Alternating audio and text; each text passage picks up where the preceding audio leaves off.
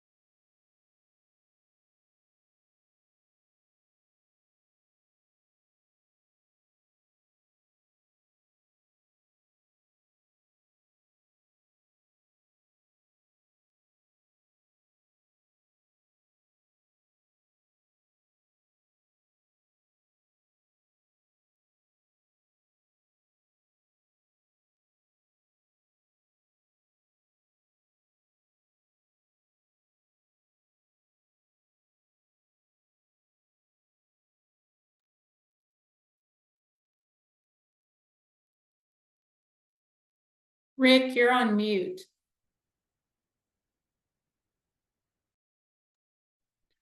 Well, heck, I guess most of you guys may like that. Maybe being on mute is probably a good thing for me. But you guys, we're really excited. We're really excited about the webinar that we have. We have a great lineup. We got great presenters. Day one is going to be action packed. Day two is going to really be strong. Day two is going to be really showing you how you can make a difference. Okay. Day one is going to be full of information for you guys, much needed information. But before we get started, I want to just do a little bit of housekeeping. So in the chat, that's where you guys get to make fun of Rick. You guys get to let us know who you are. But most importantly, I want you guys to all get on there and tell us what state you're from, and tell us what military branch, if you're a veteran, what military branch you were in. Those are always things to old veterans, old farts like me. Those are important items. Now, in the chat, that's where you guys can do exactly that, chat. But in the Q&A session, that is strictly used for questions, and I have a great panel behind the scenes that's going to be answering a lot of these questions or taking your information so we can get back to you. But keep that open and keep that available, and keep the comments out. Go to the comment section and keep that in there. One other rule is the latrines are down the hall to the left. Remember, when you go in, you either leave the seat up or you put the seat down, depending on your preference, okay? So let's make sure we have a great webinar. And I'm going to go ahead and just tell you guys something. I want to tell you who you are. We all start off as ordinary folks. We're usually young men, young women. We raise our right hand and we go into the military as ordinary people. And something happens, this little thing called life. And when we went in, all of us veterans, when we went in, we didn't sit there and talk about, oh, I'm going to win a silver star. I'm going to win a bronze star. I'm going to get the Purple Heart. I'm going to get me that Medal of Honor. We don't go in there thinking like that. But when the balloon goes up, when shit hits the fan, you guys go into action because that's what you're made of. That's what's in your DNA. So all of a sudden at that time, you go from an ordinary person to an extraordinary person. Something in life makes you go from ordinary to extraordinary. That's who you are. And as veterans, you all are heroes. Every one of you. Don't ever, ever forget that. I was at the doctor's office the other day, and this gentleman comes in, and he's got his Vietnam veteran hat on. And he's on a walker, and he's sitting there, and his daughter came in and helped him there at the doctor's office. And when I saw him sit down and he got comfortable, I jumped out of my seat and I went up to him and put my hand out and I said, welcome home. Welcome home, soldier. And that gentleman, he struggled, but he stood up and he put his hand out there and he says, thank you, sir. Thank you. But most importantly, I looked over and I glanced at his daughter. She was beaming with pride. She was just beaming with pride. You all are soldiers, you're heroes, you're airmen, you're Marines, your Coast Guard, your Navy, Space Force, some of you, reserved active duty, National Guard. You're all heroes. But now I'm going to ask you guys with these webinar series, we're giving you all this information, okay? I want you guys, now that you're in the ag community, to go from ordinary to extraordinary. Take this information, take it to your American Legion, take it to that coffee club out there, help these other veterans that are getting into agriculture, help them navigate the web that's in front of them. Become that extraordinary hero once again, because America relies on you. My first speaker we got today, I'll tell you, is my just one of my dearest friends, but she's also a super colleague. And she is going to talk to you about the new initiative that has been spoke out throughout the USDA industry. It's called Farmers First. So without further ado, I'm going to go ahead and announce my colleague, Amanda Robinson. Well, thank you, Rick. I appreciate the warm welcome. And as Rick mentioned in his opening remarks, to each of you, welcome home. And we thank you for your service. If you are just transitioning in to civilian life from the service, we welcome you into the field of agriculture. And so this is what we're going to be talking about to kick off this webinar series today, and that is Make Agriculture Great Again. Now, agriculture has always been wonderful, but we're looking to keep that trend moving and move that forward. And you certainly can find a place here with us at USDA, and you can certainly help in this initiative to make agriculture great and to keep it great. So USDA, certainly, as we mentioned, is leading this initiative under the direction of Secretary Brooke Rollins. And we are welcoming all of our federal, state, regional, and local partners to join in this effort. A top priority that is in this initiative and part of our Farmers First policy is the prosperity of small family farms. Now, you may have left your family farm to go and serve your country. If you're looking to move back to pick up where you left off, or perhaps you're looking to start a new venture in farming or ranching, you will fall into this category, and these points will fit you. We'll talk about some barriers that small family farmers face and how USDA is working to break down those barriers, some things that we are already doing. And our new farmer team at USDA, those of us that work in that space, we pride ourselves in already doing this. Some folks had the foresight to combat this as we started the work back in 2016. And so we've already been doing a lot of this. And we're going to dive into this, but we're only going to touch on a high level given our time, but certainly wanted to introduce you all to this great work. Now you can find more information and read more about it and see what each of these topics involved by reviewing a press release that came out on May 19th. So all of this information is public, but we wanted to go over it in today's opening session of this webinar. So we're talking about small family farms, and that's what we're going to focus on because small family farms are the backbone of American agriculture. No matter how old you are, I can even remember, growing up, there were small farms all over. I'm from Kentucky. My dad and I own and operate a registered Angus and Hereford operation, and we certainly fit into that definition of a small family farm.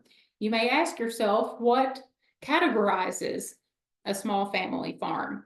So it's one that has an annual gross cash income less than $350,000. So to me, that's quite a large amount.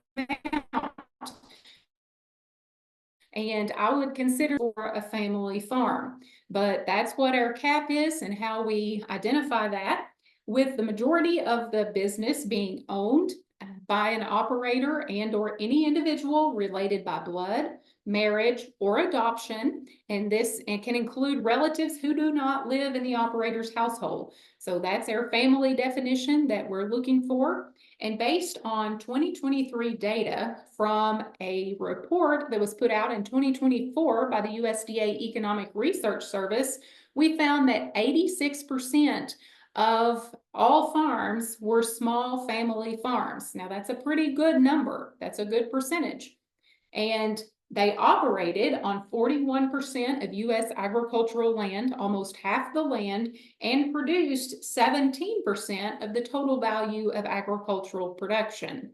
Now, while those numbers are significant and relatively good, we look and hope to increase those. We want to see more people become involved in agriculture. And so we appreciate your interest by joining this webinar today, and certainly hope that you join us in this journey and that you can start your own small family farm. So what are we doing at USDA to support small family farms? Well, we provide simple, streamlined, and transparent tools and applications.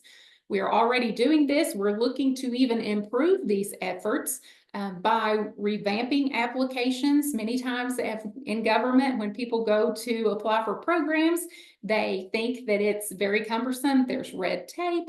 We're looking to simplify this process. We've made strides in doing this by offering some pre-filled applications, digitizing some of our forms, and streamlining our processes. We also pride ourselves in offering reliable access to credit. Now, through the Farm Service Agency, we're often known as the lender of first opportunity. We provide farm loan programs to purchase farmland and real estate. That's how a lot of folks get their start. And we offer operating money to help purchase livestock equipment, inputs, things like that to help folks get started. Also, Rural Development, a sister agency of FSA, offers loans and grants for folks located in rural areas. Now, they help with rural housing and then provide loans and grants for businesses in rural communities.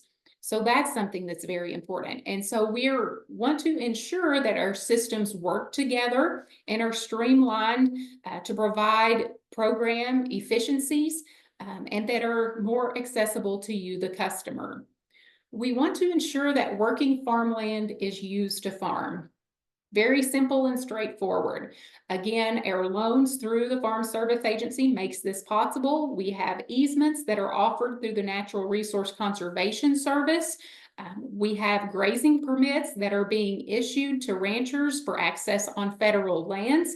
Many times that is tied up, but some of this is being granted through these permits so that land can be used for agricultural production. Again, through our loan programs, we're addressing rising land costs. I'm sure all of us are familiar with that, but through our loan programs, we make it more accessible for people to obtain that acreage. We're decentivizing the use of federal funding for solar panels, things that aren't really producing or helping in that agricultural production cycle. Like raising livestock and producing and selling, raising commodities, that income going back into our communities, things like that. We're looking to improve upon that. And then the U.S. Forest Service is pursuing flexibilities for permittees and leases, again, to get that land back into agricultural production. Here's a point that's very, very important: ensuring that small farms can be passed on for generations to come. Again, our loan programs are designed to help in this process to make that possible. These next two categories where we're talking about taxes, you're going to hear more about that later on today. But there can be a lot of tax barriers and burdens that people encounter when they're looking to transition land, or they're buying or they're selling, for both those who own land and those who are purchasing. So looking to break down some of those barriers, working with other agencies, with Congress, with the professionals that deal with that. So we're striving to again, make that easier, to make that transition better, so it's possible for the next generation to carry on with those family farms. We are very fortunate. Again, this is an initiative that is led by our program, our team, and USDA FSA Office of Outreach. We have a tax education and asset protection program. I have provided the link here, and you will have access to these where you can obtain these links and go visit these sites. We also can drop these in the chat, but this is a great resource for you. If you're new to agriculture, you're just getting into farming or ranching, the tax portion is something that's very, very important. You need to be aware of that. If you're participating in programs at USDA, you need to know what your tax liabilities are on those payments that you may be receiving. So there are webinars that you can go and view. There's tools, there's resources for you to use that discusses and provides advice and tips on how to handle agricultural taxes. We also provide access to risk management and business planning tools. These are two very, very important components that go into a farming and ranching business. It's very risky business. And so we want to ensure that you have the tools in your toolbox to manage those risks, that you have business planning tools available to you. You will hear again later on in today's webinar about some disaster programs and how we try to help you to mitigate some risk, and some support and resources that are available to you when disasters do occur. And so we are always looking for new programs, new resources to better serve you during those times. We're also reviewing the definition of farm size to ensure that it reflects modern day realities. We want to make sure that the programs and the services and the resources are tailored to the needs of you today and the size of your farm.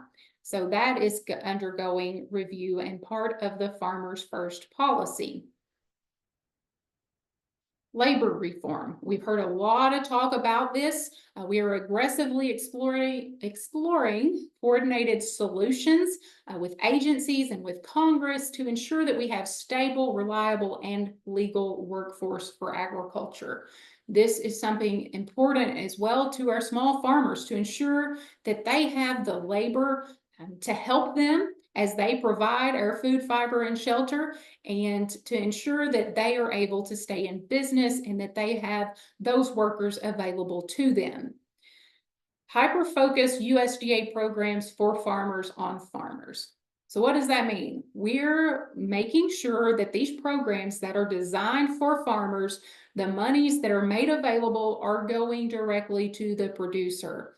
So that's a huge focus. We're making sure that we have providing you with greater access to markets and infrastructure. We have programs designed to assist in this. We don't have time to go into detail on all of that today, but if you follow that link, if you go to that press release that I mentioned in the beginning, you can see what programs are available and what we're already doing to support this. And then hopefully, as we move forward in the future, there'll be other programs, there'll be other tools out there that can even amplify that and take it to the next level. But certainly encourage you to check those out and make sure that you're taking advantage of that and that you are being able to receive those services, the funds, and the support that you need.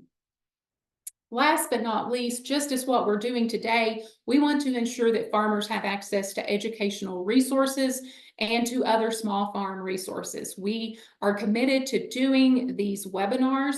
This obviously is focused on our beginning farmer veterans. And so we do quarterly webinars for our beginning farmers. Our program divisions, they do webinars to let folks know and to raise awareness about the program opportunities that are out there at USDA. We also have beginning farmer and rancher coordinators in every state. Now, these folks stand ready to help you if you have never connected with USDA, if you've never worked with us. I encourage you to get connected with them. You can visit our new farmer website. You can find your state, and there you will locate your coordinator, their contact information. Reach out to those individuals. They will be glad to help you get connected so you can apply and hopefully receive benefits from these programs that will benefit you. And also on that webpage, if you're new and you're just entering this farming and ranching journey, we've got a guide that is there by each little, we call them cards. They start with planning to budgeting to financing, marketing, sustaining, and then even succession planning. Takes you kind of from the beginning to the end of that phase. And we want to make sure that you have those resources available and that you are aware to make this process easier for you and to make sure that you have what you need, the tools in your toolbox to be successful. So that's a high-level overview of what our Farmers First policy kind of entails. A lot of the work we are doing, thankfully, we've been blessed to have these programs put in place and to be able to do the outreach that we do, but looking forward to seeing what we can do in the future to take it to the next level. So, Rick, I will now turn it over to you to carry on and let the experts dive into their programs. Thank you so much, Amanda. We're not going to be taking questions out there. I asked her to present this, and of course, she always does just an outstanding job. But I wanted you guys to get an understanding of what Farmers First policy stands for, what it means, and the direction that we're going.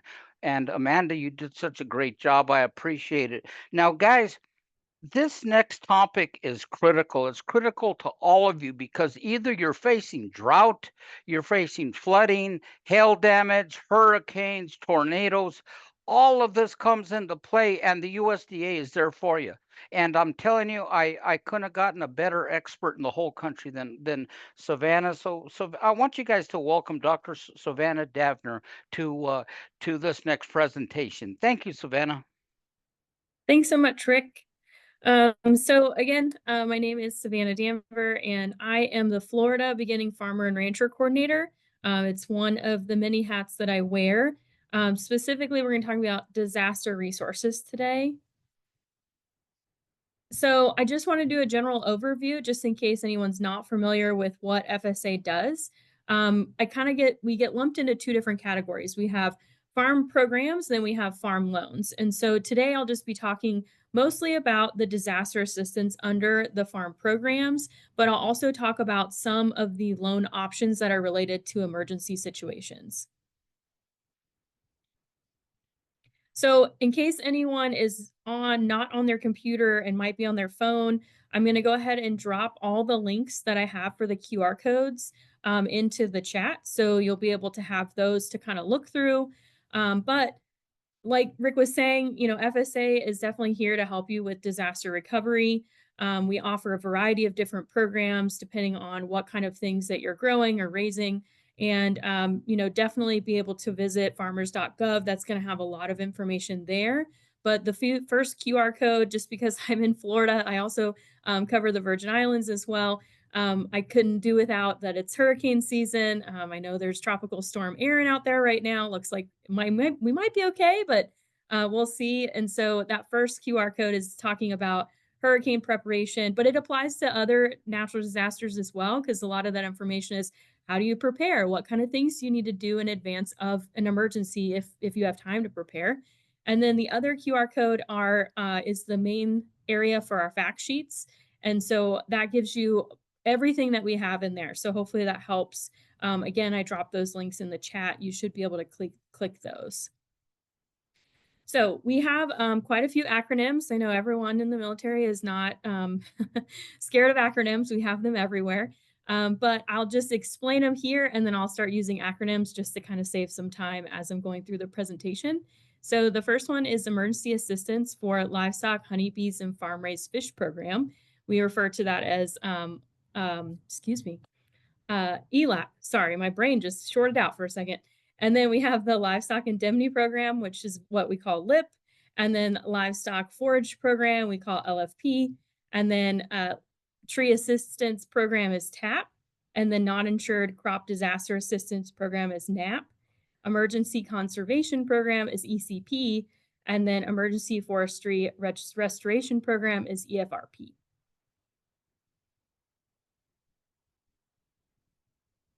So, I got a little lag there. There we go. So for reporting losses and submitting applications, so for ELAP and then LIP, both of those are going to be final date to file notice of loss and final date to submit an application for payment is going to be March 1st after the program year in which the loss occurred. So if you happen to experience something like during hurricane season this month, next month, maybe November, you would have to make sure that you file that notice of loss with your local FSA office before March 1st. And I'll go into the details about each program. I just wanted to show that some of the programs have different types of deadlines. And so I'll say it many times throughout the presentation, but it's always good to contact your office ahead of a disaster, just to make sure all your paperwork's up to date. You're kind of aware of these programs and these deadlines, just so that way, you know, you're giving yourself the best leg up for it. And then for TAP, file a program application with your local service center within 90 days after that disaster or loss happened. And then for NAP, file notice of loss with your service center within 15 days, except in the instances when you have hand harvested crops, which should be filed within 72 hours. So just be aware of those. So for ELAP, I'm going to break it down just a little bit. I'm not going to talk through every piece of the slide. I recognize there's a lot of information on there. Some of our programs can cover quite a bit of livestock or, you know, different losses related to feed or water or something like that. And so I'm just going to kind of go through it. But one of the links that I sent with the fact sheets, you can find the fact sheet that's going to give you that more expanded version. So when it comes to livestock, when we're talking about ELAP, eligible producers, in order to be eligible, you have to be producers of livestock who have suffered a loss due to disease, adverse weather, or other qualifying conditions. And producers must provide a verifiable documentation of the losses and meet all program requirements. So when we're talking specifically about livestock for feed and grazing losses, the grazing animals that are weaned, and then it gives some examples, you know, such as, you know, we have even alpacas on there, but dairy cattle, beef cattle, things like that. And then livestock that would normally have been grazing the eligible grazing land or pasture during the normal grazing period for a specific pasture type, where the eligible adverse weather or loss condition. So that's going to be like if you had a pasture land, you had beef cattle that would normally be out there, but maybe you experienced flooding and then you weren't able to put them on there to graze. That's kind of what that's talking about. And then owned, cash leased, purchased, or under contract for purchase, or been raised by a contract grower or an eligible livestock producer during the 60 calendar days prior to beginning date of the eligible adverse weather. So basically that's saying like in some way you had to have had, you know, ownership or something over these animals 60 days prior to that loss condition. And then also maintain for commercial use. So I have had a few people who might show in 4-H, like their kids show in 4-H or they show in FFA. So it has to be for commercial use for part of the producer's operation. So it has to be, cattle that you're planning to sell or use, for milk or something like that. So for eligible losses, so this is still under livestock, you can apply for grazing losses, feed losses, transportation losses, grazing loss payments excluding wildfire on non-federal lands, losses resulting from additional costs because you have to transport that water, losses related to the treatment and inspection of cattle tick fever, and then payments for losses for gathering livestock for treatment for cattle tick fever. So those are kind of the other pieces to that I mentioned at the beginning. So next we're going to go over honeybees. So again, we're still under ELAP. And so eligible producers for honeybees, risk in honey production, pollination, or honeybee breeding operation for commercial use as part of the farming operation must have risk at the beginning date of the eligible adverse weather or loss condition. And then for eligibility of like the bee type, it's going to be bees housed in managed hives and used for honey production, pollination, or honeybee breeding. Ineligible are wild, feral honeybees, leafcutter bees, or any other bee species that are not used for producing honey, pollinating, or breeding honeybees. So, and these are commercial. So if you just have a hobby, you're not really selling anything from it, then that's going to look a little different. But if you're using this for the intent to like sell the honey or do pollination, maybe you transport them somewhere to pollinate something, or, you're breeding them for other purposes. So we're still under ELAP. So this is going to be for farm raised fish and feed loss. So an eligible producer under this area is going to be an owner, operator, landlord, tenant, or sharecropper who shares the risk in producing an eligible aquatic species that is propagated, reared in a controlled environment that can be maintained for commercial use as part of the producer's farming operation, and who owns or leased property with readily identifiable boundaries, has control of the waterbed, the ground under the specific type of water, not just control of that column of water, and provided, purchased, or produced feed to the farm raised fish. And then for eligible fish, it has to be bait or game raised fish for sport by recreational anglers that were propagated and reared in a controlled environment, any species of aquatic organisms grown for food for human consumption and reared in a controlled environment, fish raised as food that are consumed directly by humans and reared in a controlled environment, ornamental fish propagated and reared in an aquatic medium in a controlled environment, maintained for commercial use as part of that farming operation, destroyed as a direct result of adverse weather or loss conditions, and then physically located in the county where that eligible adverse loss or weather condition occurred on the beginning date of that eligible adverse weather. And then in addition to just like if we're talking about just the fish or the aquatic species, kind of like the livestock, this one also has some other eligibility things. And so this is talking about eligible feed. So feed must have been intended for the fish. That's an aquatic species. Again, you kind of see that again in a controlled environment, maintained and harvested for the commercial use, and then physically located in that county. So the same things, but this is talking specifically about feed for those farm-raised fish. And then eligible losses, ELAP covers death losses in excess of normal mortality, and then also of eligible farm-raised fish caused by that eligible adverse weather or loss condition occurred in the county where eligible weather occurred. And then purchased or produced farm-raised fish feed losses for feed that was intended to be fed to eligible farm-raised fish that was damaged because of that weather or loss condition. So you have that as well if you are doing farm-raised fish. So that was all covering ELAP. That was just one program. There's lots of nuances and lots of pieces to that, but I just wanted to give you a general idea. Hopefully, if that is something that you think your current operation or future operation might be interested in, it shows you that that might be a program you're eligible for. So now we're going to move into the Livestock Indemnity Program, or LIP.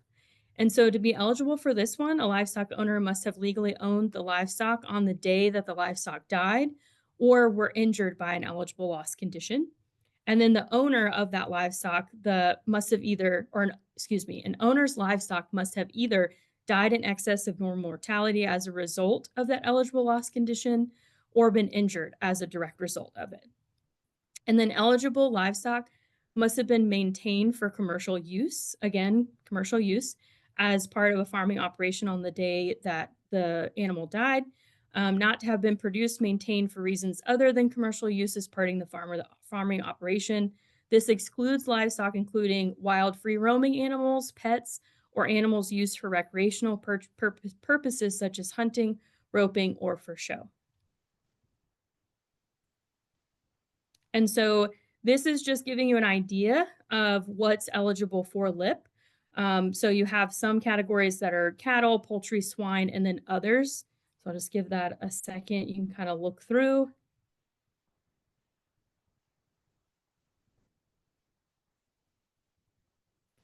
So now we're going to move on to Livestock Forage Program, or LFP. So this one's talking about drought. And so eligible counties for drought. In order for a producer to be eligible, this one's got to be located in a county that's rated by the U.S. Drought Monitor. And so there's a link here that's for the eligible counties for LFP. I think I included that link as well. But you can just Google U.S. Drought Monitor and it should come up. And then you can kind of see if your county experienced drought. If your FSA state website should also have a section under news releases that talks about emergency disaster designations. And so once the drought monitor triggers that, it goes through a whole process, but eventually what will happen is we'll get an issued memo and we'll be able to trigger this program. So it does take a little bit of time, but you'll be able to see that in your FSA's state website under the news releases, under the emergency designations. You'll be able to see anytime that occurred, and there's a period of time for each one, and you'll be able to see if your county was eligible during that time, if you did experience the drought as a livestock producer. So just to kind of give you an offside kind of thing, I think that's helpful because they stay in there, so you'll be able to see because they do extend a certain period of time. And then for eligible livestock, you're going to have grazing animals that satisfy the majority of the net energy requirement of nutrition versus grazing of forage grasses or legumes, including species such as beef cattle, alpacas, bison, buffalo, dairy cattle, and all that. So to be an eligible producer, you have to be a person or legal entities. It must be a U.S. citizen. I don't know why I didn't have that on every slide. I think that is true for every slide. Or a resident alien, partnerships of U.S. citizen, and such. And then own, cash, or share lease. That can be a contract grower of covered livestock, again, those 60 days prior to that qualifying drought or fire. And then provide pasture or grazing land for the covered livestock, including cash rented pasture land or grazing land for the date of the qualifying drought or fire that occurred. Physically located in that county affected. Again, when you see that emergency disaster designation on your state's website, you'll be able to see what counties were affected.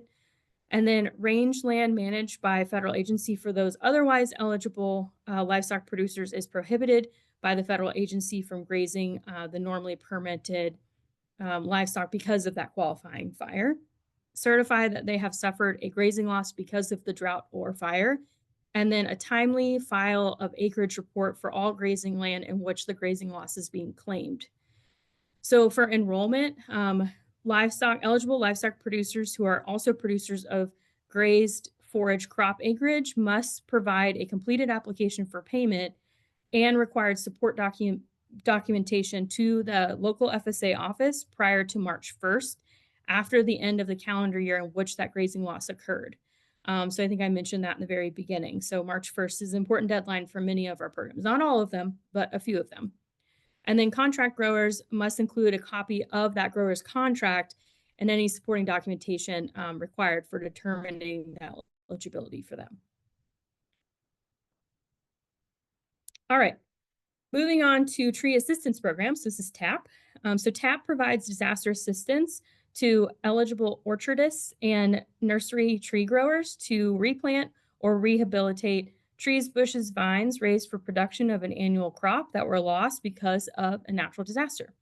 Tree types, eligible tree types can be bushes, vines that are nursery, ornamental, fruit, tree, or fruit, nut, or Christmas tree for commercial sale. Trees used for pulp or timber are not eligible for TAP assistance. To qualify, eligible orchardists and nursery tree growers must have suffered a qualifying loss in excess of 15% mortality for the stand, and due to that eligible natural disaster, have owned the eligible trees, bushes, or vines when the natural disaster occurred, but eligible growers are not required to own the land in which land eligible. So basically, if you're renting the land, you're putting your plants on it. As long as you own the trees or bushes or vines that are planted, then you could qualify for this. And then replace eligible trees, bushes, and vines within 12 months of the date the TAP application is approved. So non-insured crop disaster assistance program, or NAP. For a producer to be eligible, you have to be a landowner, tenant, or crop sharer who shares in the risk of producing an eligible crop as entitled to an ownership share of that crop. So an individual's or entity's average adjusted gross income cannot exceed $900,000 and to be eligible for NAP payments. So coverage, so this is producers must select their coverage level by the crop and county application closing date and pay the applicable service fee, which is $325 per crop, not to exceed a total of $1,950 for a producer with farming interests in multiple counties. And so these application closing dates may vary. So again, highly encourage you to reach out if you are interested in NAP to your local office to make sure you know when those dates are happening. And then basic coverage, which is based on the amount of loss that exceeds 50% of the expected production at 55% of the average market price for the crop. And then there's buy-up coverage, which is the higher levels of coverage ranging from 50 to 65% of production in 5% increments at 100% the average market price. So for producers who elect this higher coverage level must be able to pay the calculated premium, with the maximum premium being calculated at $15,750 per producer. So premiums are reduced for producers who file a 860. So this is basically like it's kind of like insurance, but not really. You're basically putting in, okay, I'm gonna want to cover these things and I'll pay this premium. And in return, if I experience one of these, issues with it, then I'll get a certain percentage back to be able to go back and do it again.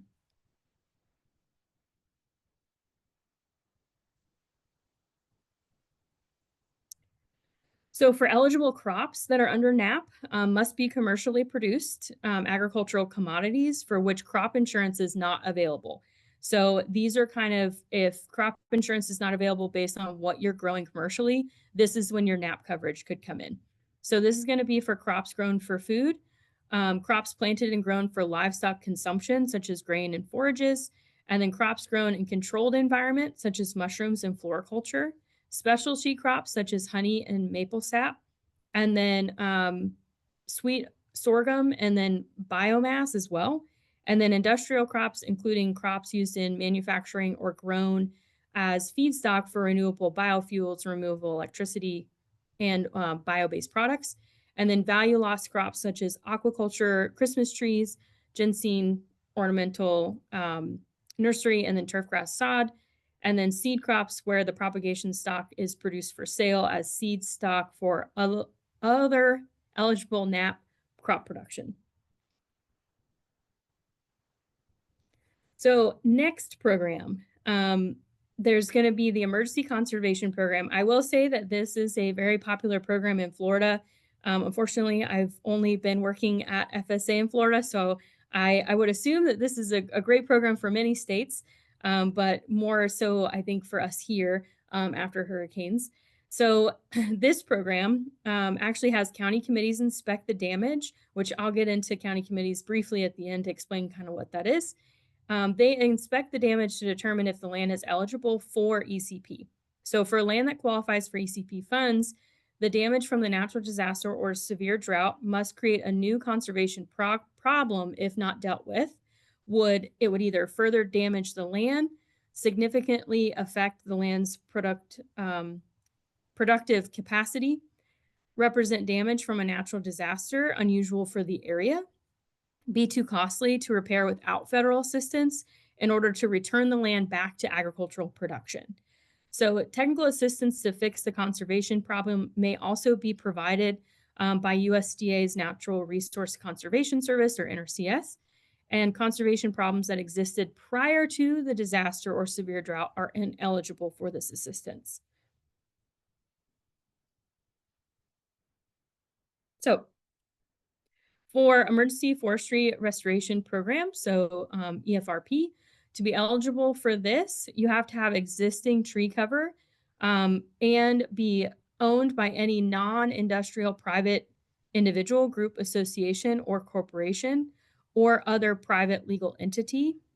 So in order to restore this, participants must implement emergency forest restoration practices such as debris removal, such as down or damaged trees in order to establish new stands or provide natural regeneration, site preparation, planting materials, and labor to replant the forest stand, restoration of forest land roads, fire lanes, fuel breaks, or erosion control structures, fencing, tree shelters, tree tubes to protect the trees from wildlife damage, and wildlife enhancement to provide cover openings and wildlife habitat.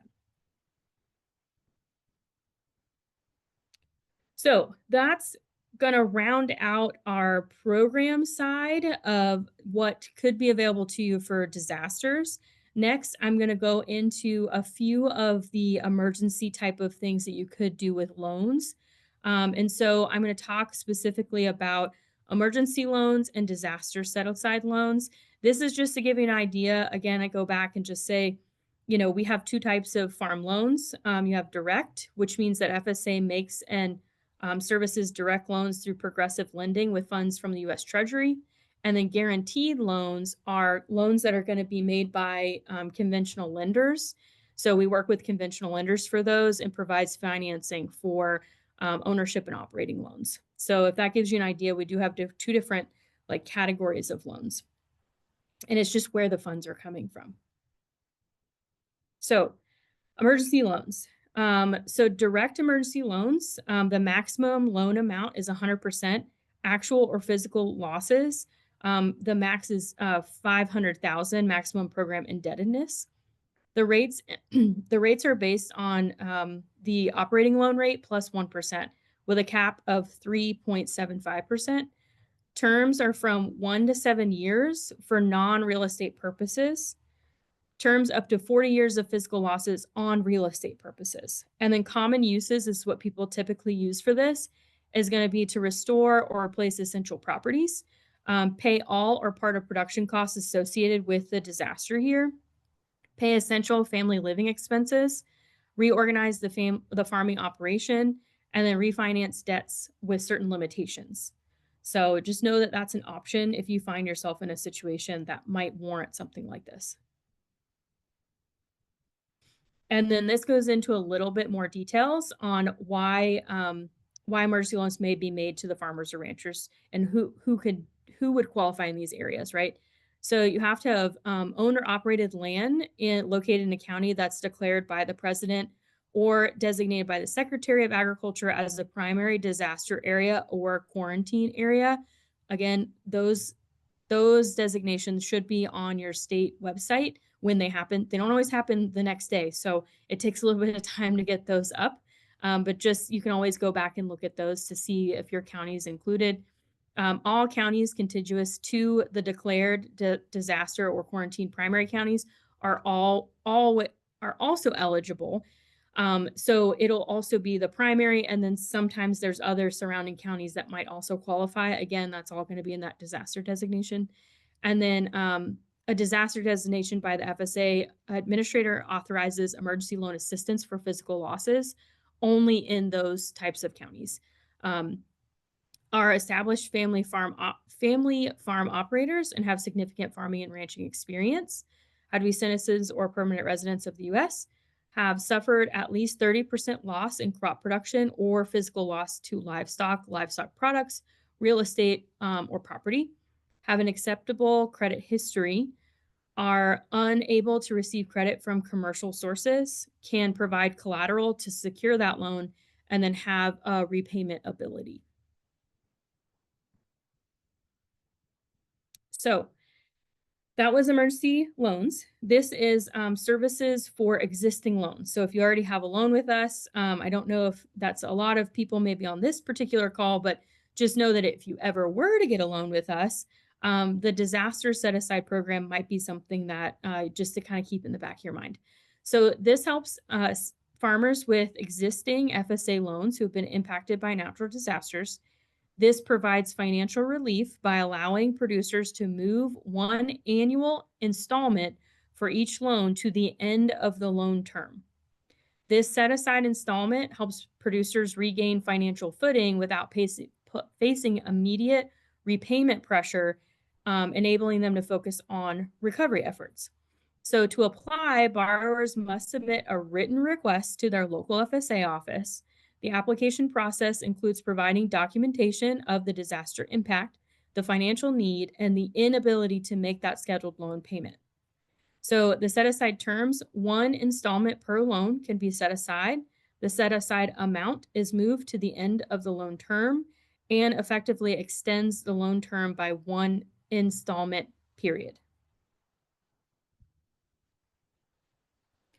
So for another servicing for existing loans, we have the primary loan servicing. So you may need your loans to restructure because of a disaster or a disaster or financial problem.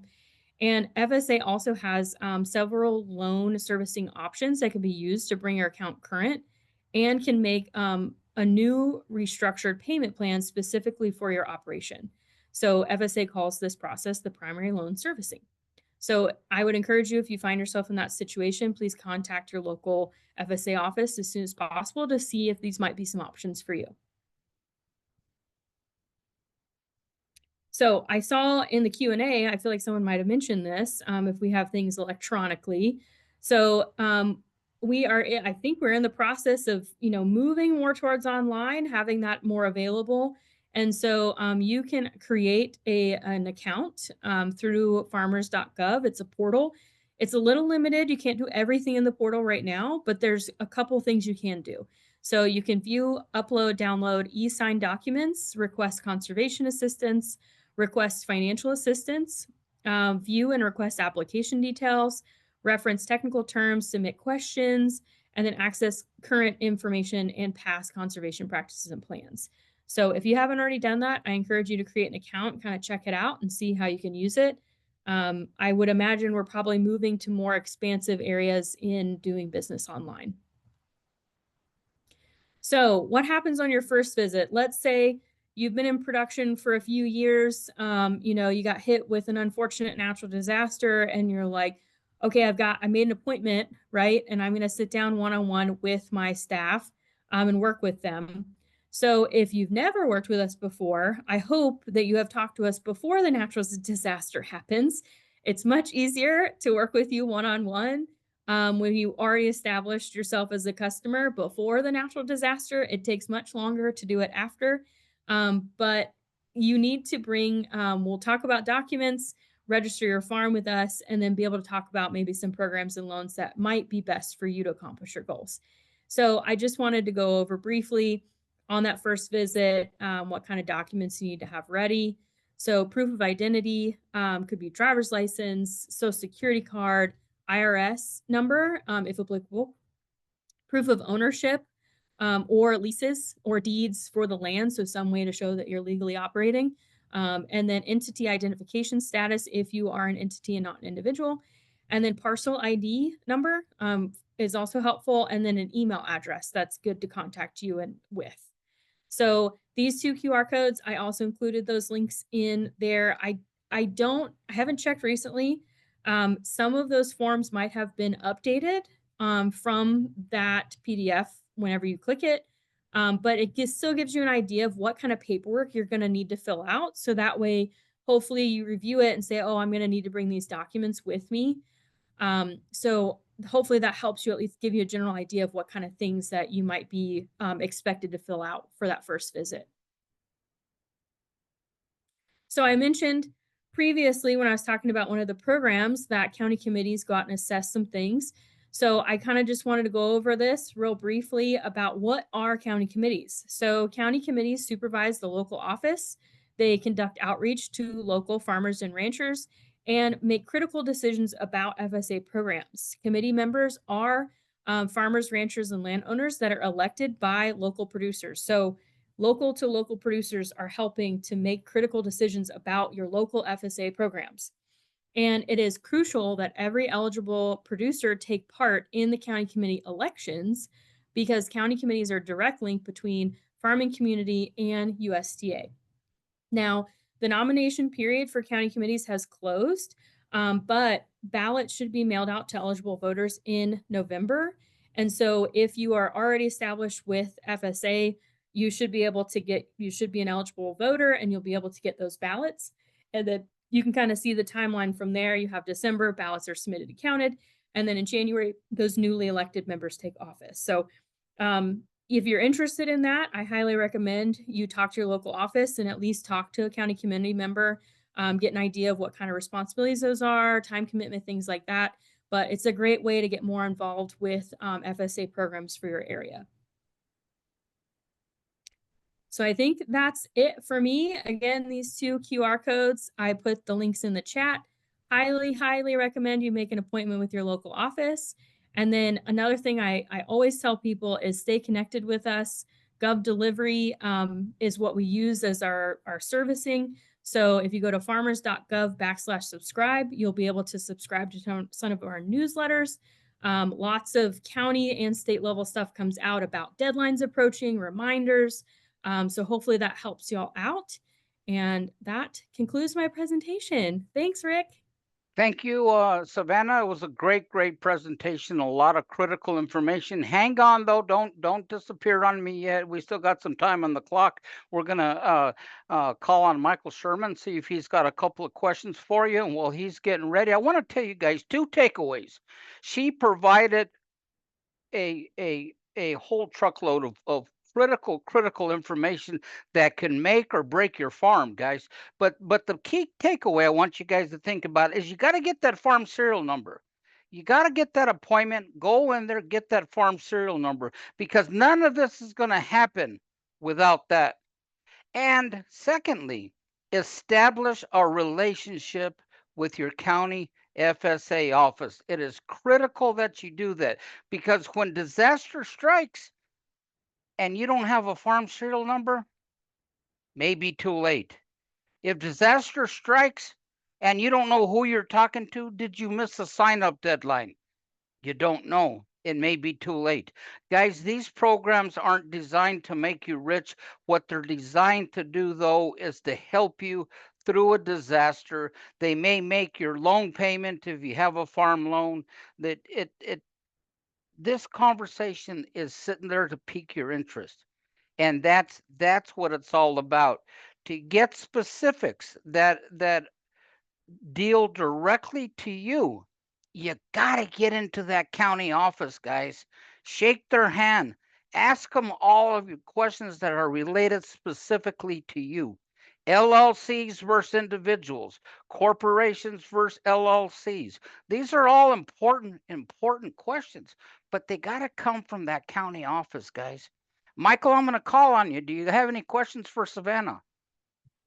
We just have one that Savannah maybe could elaborate on a little bit more. There seem to be questions on, people that are just starting to get interested in farming. What information do you have on them, and how can they benefit from our services to get some more information on, how to get started more than if you're already started?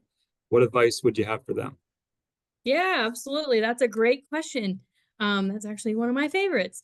So I would say that if you're not quite started yet, and I would recommend that you reach out to your state's beginning farmer and rancher coordinator, because that person is going to be able to connect you with some other organizations and resources that can kind of help you get going. So for example, if you're not, establishing a farm, you're maybe not quite ready to talk to FSA yet, and that's okay.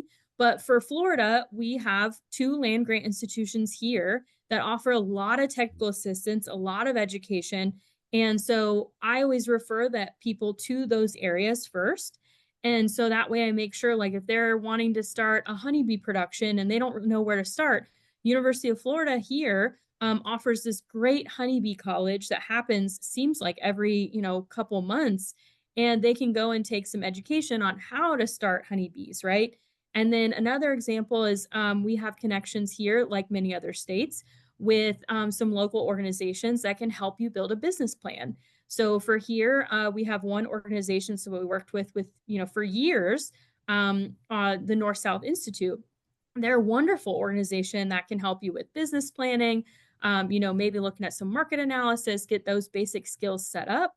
And so I would encourage you to reach out to your beginning farmer and rancher coordinator, because I think that they're going to help get you connected with the right resources for the right pieces as you move along with each step to get your farm established.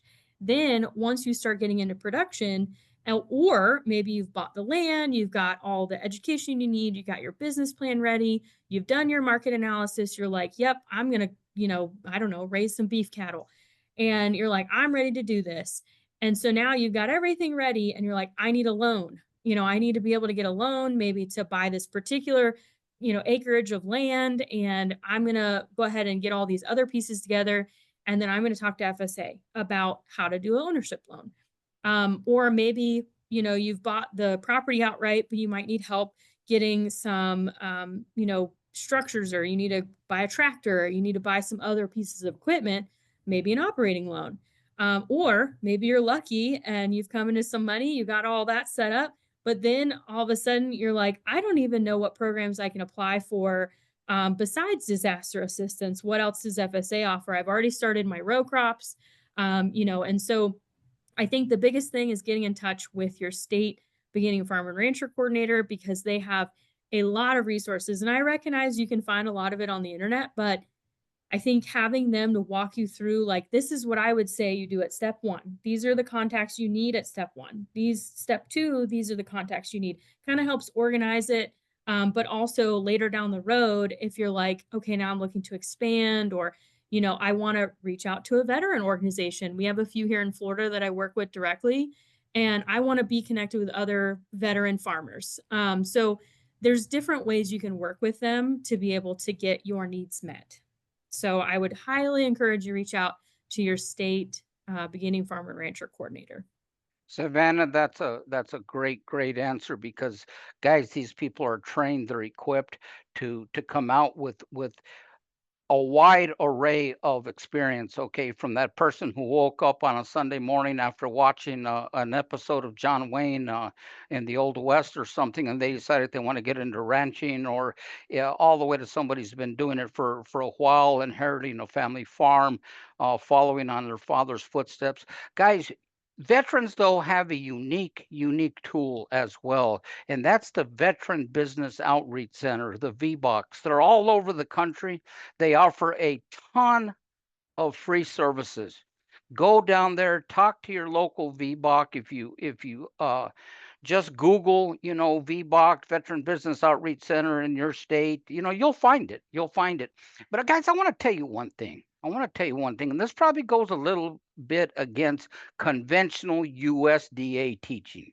One of the things is we live in such an information age that we can Google, we can research, we can keep looking at this stuff forever. And eventually you get to the point you get scared, it scares the hell out of you because you absorb so much information, or you get to the point where maybe you get discouraged. I'm gonna tell you something. You get to the point, you guys are all veterans. You guys are battle hardened, you're battle tested. You know what? Once in a while, just go out after you've researched enough and just buy the damn cow and start your operation. I'm telling you, that's what we need to do as veterans. We just need to buy that damn cow and get out there and let that dude graze a little bit, and you'll learn through your mistakes. But we're used to learning from our mistakes because of anything veterans know, we make mistakes, but we persevere and we march forward. Savannah, thank you so much for a great presentation. Guys, I really hope it piqued your interest. Get down there to your county office, contact your state beginning farmer and rancher coordinator. They'll get you exactly the address of where you need to go to talk to that uh, beginning farmer and rancher coordinator. Get active and get involved. Guys, we're going to go ahead and take we're at 15 minutes after the hour. At 15:30, we're going to go ahead and no, 15:15, excuse me, 15:15, we're going to go ahead and resume the program. Guys, after you get that check, you've done everything right for disaster relief. Well, guess what? We don't want you in trouble. Uncle Sam wants their portion of it. We got a great presenter that we'll be introducing as soon as we get back from the break. So at 3:15, we'll go ahead and resume. Thank you.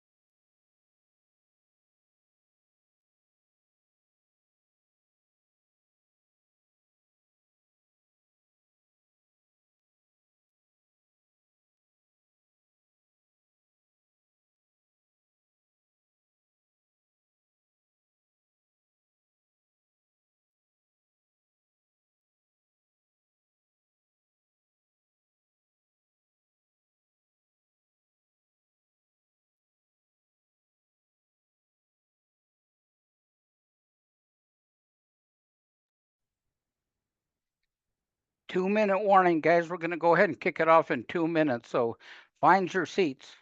Thank you.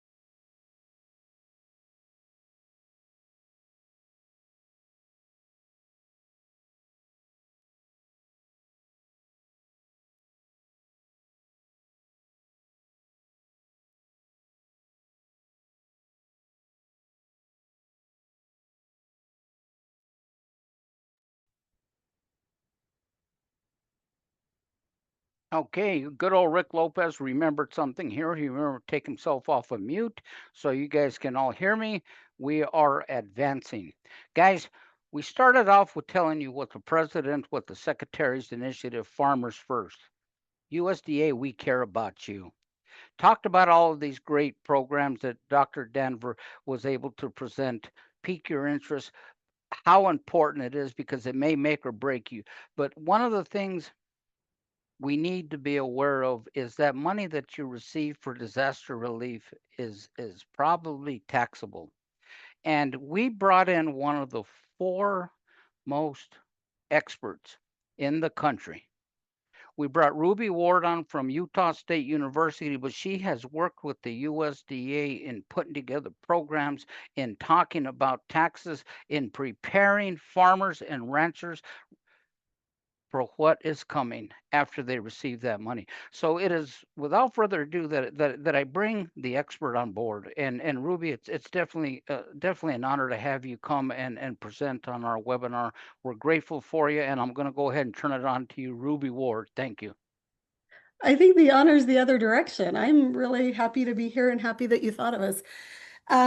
So as Rick already told you, I am Ruby Ward from Utah State University, and I am part of a project with USDA FSA, but also I'm a co-chair of the National Farm Income Tax Committee. And we have a website that's hosted here at Utah State, but the materials are developed by the committee, and that's ruraltax.org. And so there's a lot of information there. When I go through this presentation, I'm going to touch on a lot of different topics, but there are resources where you can go back and research it in more depth and kind of take your time with it. And so I just want to kind of give you a heads up that this is the place. So there is material there, so you don't have to panic as we go through. And then I also want to, as I said, we're working under a project with USDA FSA. And so here's all the information that, that we need to provide you.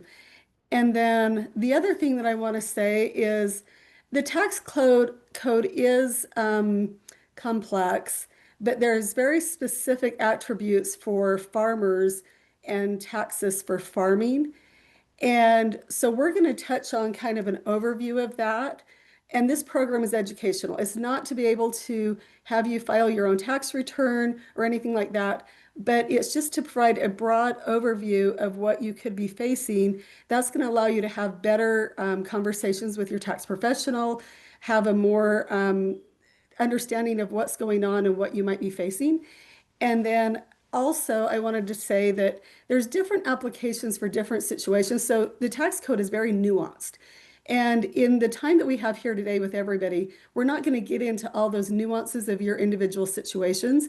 And so just kind of take this as a broad overview, but then know that if it's some situations are more complex or there could be mitigating factors and other types of things. So this is just to give you a overall view of it.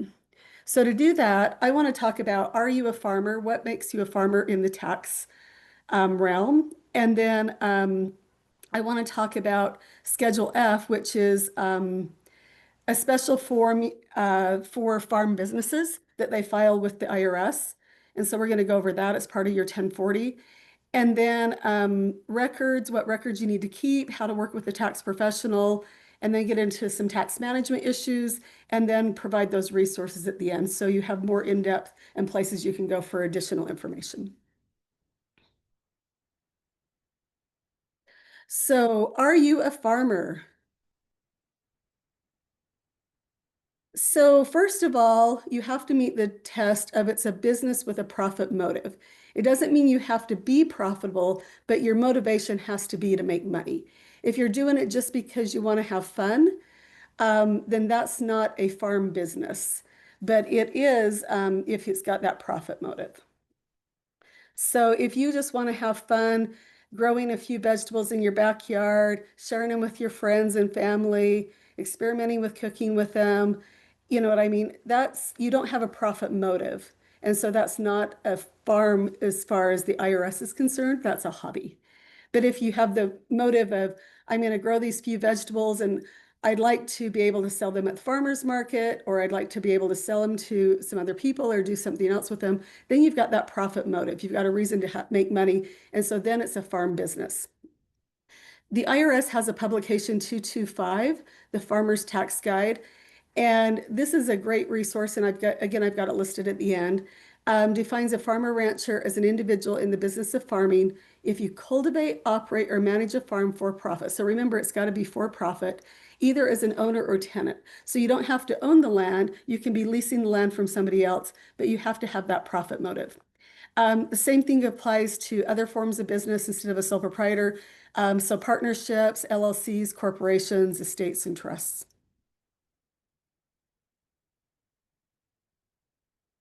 So you are not farming if you're providing agriculture operations as a service. So if you have a rototiller and your friend, you use it on your own operation, and somebody asks you to come and do theirs, and so you're providing, so you go and rototill their place, and they pay you for it. That's not farming. That's a custom farming operation, and that would actually be just a business. It'd be on Schedule C instead of Schedule F. And then trucking of farm commodities to market, even though it's farm commodities, it's not a farm business if that's all that you're doing. However, I have a caveat for those two because the IRS, well, actually for all of the things on this page, I have a caveat. So the IRS has a term called de minimis, and de minimis means small amount. It's a Latin term. And so if you have the truck as part of your farm, you have the rototiller as part of your farm, and one of your neighbors or whatever needs you to do it, and they pay you a little bit, and you do, you know what I mean, here and there, you do something for them and you get paid a little bit. That's okay because it's a small amount compared to your overall operation. Then it still can just be considered part of your farm operations because primarily you're in the business of farming. But if it becomes a larger portion of what you're doing, then it's got to be separated out as a separate business. So the same thing of processing farm commodities into a value-added product. So instead of milking your goats, you make cheese out of them and then sell the cheese. You're selling the cuts of meat instead of the live animals. You're making wine out of the grapes and selling the wine. So if you're selling these products that have been converted from what they were when you first got them to that first sellable point or out of the field, then that's not a farm business. That is a Schedule C or a regular business. And so the farm business is only to that first sellable point. So you harvest your grain, your wheat. Your grain is a farm thing, but the flour is not a farming activity. The milking of goats or other cows is a farm activity, but the cheese is not a farm activity. Cuts of meat, the live animal is a farm activity, but once you convert it into another process, you process it further from that first sellable point, then it's no longer a farming activity. So strawberry jam would be, the strawberries would be the farming activity, but the strawberry jam wouldn't. And so as we get in a little bit deeper into the presentation, I'm going to talk about if you have some of those or have an intention to do, convert those into further processed products, which is probably a good idea, could be a very good idea from a business standpoint, but what to do with your records and how you'll have to keep track of that behind the scenes. So now I want to give you an overview of just, now that we know what a farmer is, how does Schedule F, you know what I mean? How does the farm tax work? And there's more forms that your farm income may go on the Schedule F, but Schedule F is part of the Form 1040, and it's profit or loss from farming. So I want to really go over that because this one can kind of help you see what categories you might want to set up your record keeping system into, because that's eventually how that tax professional is going to have to split things out. So overall, you file a 1040 as an individual taxpayer. And with it, that 1040 then has 6 schedules. And these schedules basically gather up all the information and then collapse it into the 1040. And this is for everybody, whether you have a W-2 job or something else. So on Schedule 1, there's Schedule F, which is farming activities, Form 4797, which is the sales of your breeding livestock, Schedule C, which I've referred to a few times, that's business income. But from a farming standpoint, that's where you're going to have your value-added products, such as that cheese, the wine, if you have a actual custom harvesting or trucking operation, then all of that would go on Schedule C, but the farm activities would go on Schedule F. And this is just a smattering. There's actually more things that you could run into here, but I just wanted to, again, give you an overview. So there is a need to have clear communication between the farmer and tax professionals to find out what your operation includes. And so that's where I said kind of things are nuanced, because you're going to have to explain this is all that we do. And then they can talk about how, from the tax standpoint, even though you might have viewed it as one business, it might actually be multiple businesses that you'll have to split out in your record keeping system. So you cannot get a complete picture just from this tax return. You really need a lot of additional communication and records. And we're going to go over the records as we go through this presentation. So why is Schedule F special? It's special because it has places for farm categories, income, and expenses. The other thing that makes it really special is it can be filed on a cash basis. And cash basis means that when the cash comes in or the cash goes out, that's the year that you include it on a tax return. So include any income that came in from cash or checks during the year. And you cannot hold on to those checks. So you can't get a check in December, say, well, I don't really want to include it in this year. I'm just going to pretend that I didn't get it. And so you just put it in a drawer and then wait to cash it until January the following year. That's not allowed. So when you receive it, you've received it, whether you've cashed it or not. Any expenses you've paid for during the year, they go on a cash basis. Now, the Schedule F can be filed with an accrual basis, which means you match the revenue that came in that year with the expenses to create that revenue. But 99.9% of the returns with a Schedule F is filed on a cash basis. Special cases, cattle purchased for resale. So if you buy like your yearlings, the purchase cost is carried forward to the year that you actually sell the calf. So if you buy it to feed it and then you're going to sell it, you match that up in the year that you sell it. But that's cash basis. And so your record keeping system, if normally this is, like I said, 99.9% of the returns are done this way. So you're going to have to keep track of what cash came in during the year and what cash went out during the year. Now, if you buy something that you use like a credit card to buy it, or you're financing it, you still have purchased it, the money is considered to have gone out. So for the IRS reporting of farm businesses, a sole proprietor, which is an individual owning their own business, farming business, uses the IRS Schedule F, profit or loss from farming, to report the income and expenses of the farm business. So we've already kind of gone over that. And I realize this is really, really small, so you're not going to be able to see all the categories. I've got a couple of slides later that'll show them a little bit bigger, but then I'll also show you at the end kind of where you can go get this.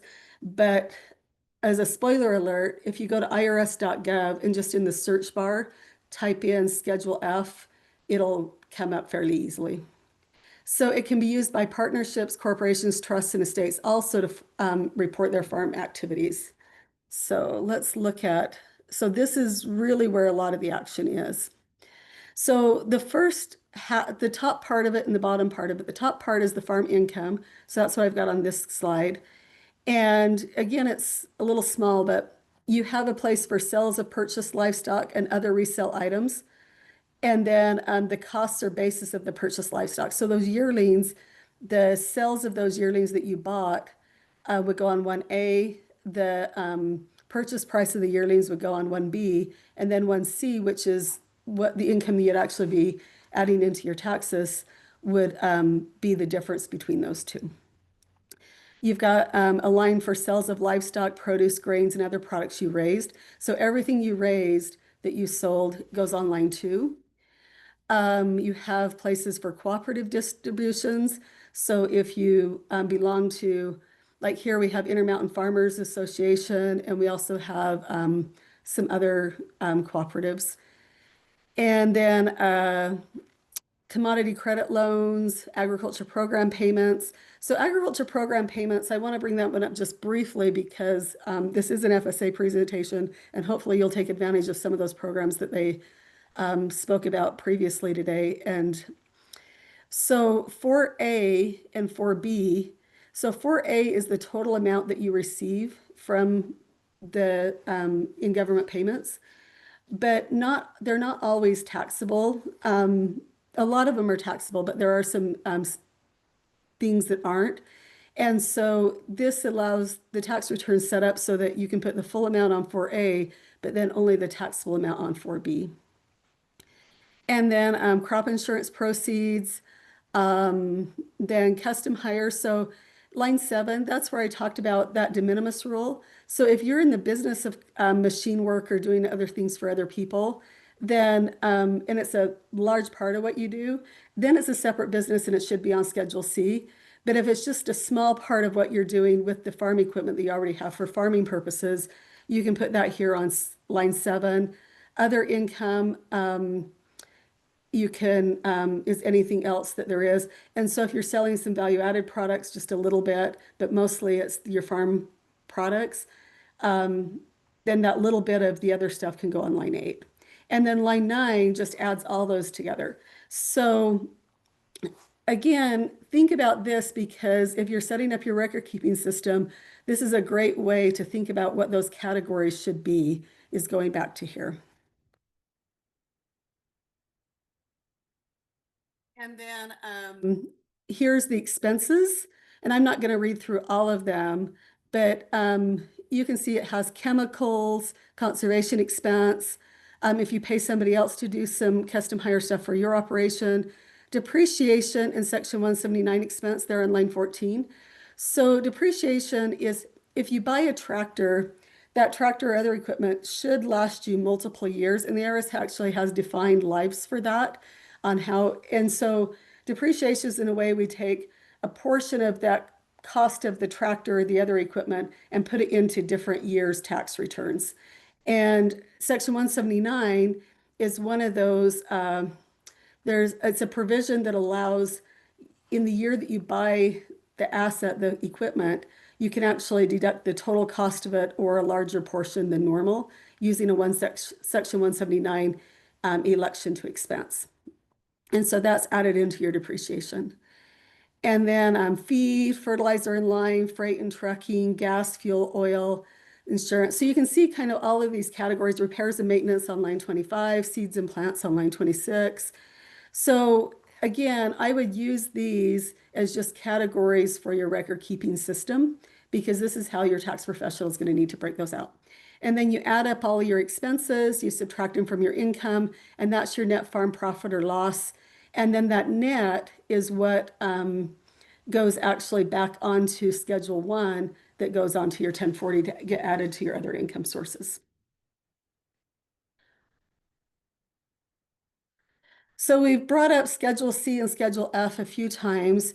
And so Schedule F is where your farm income, and as I said before, it's to the first sellable point. And so it's the selling the livestock, eggs, selling the milk from dairy animals, selling crops, grains that you harvest. All of that is on Schedule F. Schedule C is for business income and not just the farm related businesses, but any business income. And so that's where your value added products like strawberry jam would go on Schedule C. Agriculture tourism activities would also go on Schedule C. So that's going to be your business income. So that's going to need to be kept separate, the information for that. So where did the value added ag products that are grown on the farm and used in value added products go? They value at the first sellable point on Schedule F.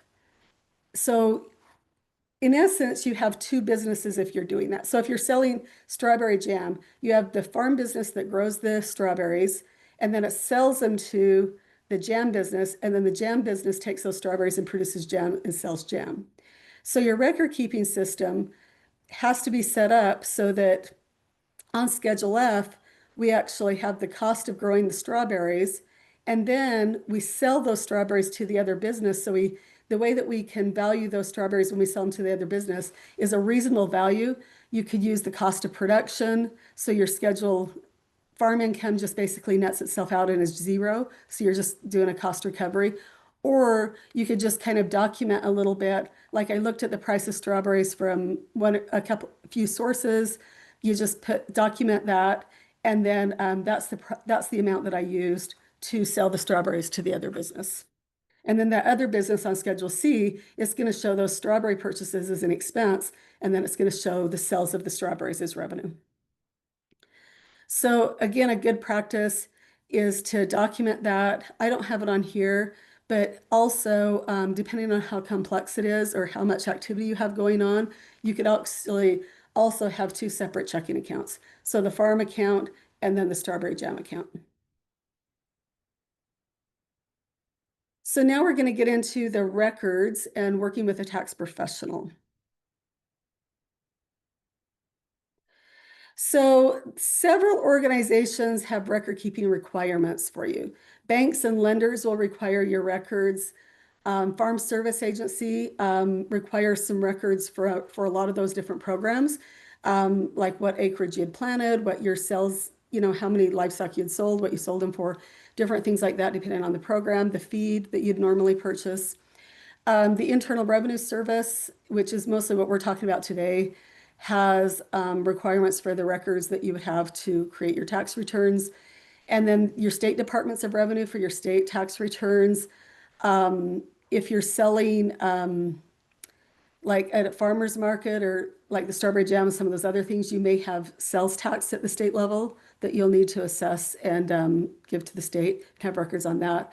Your insurance, crop insurance, and also your liability and property insurance. EPA has regulations and records that requires the Department of Labor, FSA, specifically in other state departments of agriculture and or regulatory agencies like your pesticide, food, agriculture, water, labor. So there's a lot of different types of records you can keep.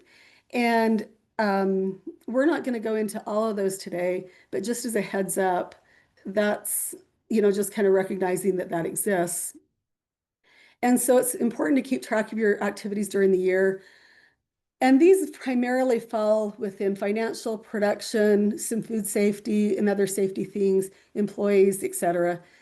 And the financial are basically those revenues. So what came in, what you sold, and then you got funds in for it. And then the expenses, the cost of actually what you produced. It's good to keep a separate bank account. And this is something I would highly, highly, highly, highly recommend, is that you have a separate bank account for the farm versus your personal account.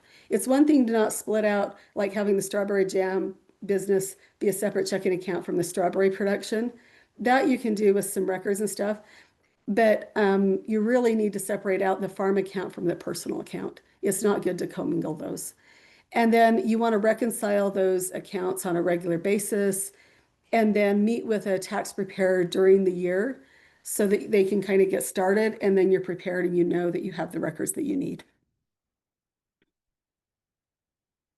One question that we get asked a lot is how long should I keep records? Generally 3 to 7 years. Indefinitely if no return or fraudulent return has been filed. So if the IRS determines that there was fraud, they can go back indefinitely. They're not limited to that 7 years, but generally they're limited to 7 years going back. Or if you haven't filed a return, then they can still go back, you know what I mean, over that period if no returns were filed. Property and fixed assets, so the land that you buy or that you any relationship you have with the land, 3 years from disposal. But major items really kind of keep those indefinitely. Tax-related employee records, 4 years from when the tax was due or after the tax is paid, whichever is later. And then so that was what the law said. And then here's the recommended, what I would recommend are good practices. If in doubt, just keep it. For financial records, I would keep for a 7-year minimum, but probably a little bit longer than that. All records related to employees, I would keep for 10 years. General ledger and financial statements, I would keep those indefinitely. Ownership and formation documents indefinitely. Business meetings indefinitely. The reason why you want to keep the business meetings indefinitely is because if there's ever an issue where it goes back and said, well, why did you do that? Why did you do that?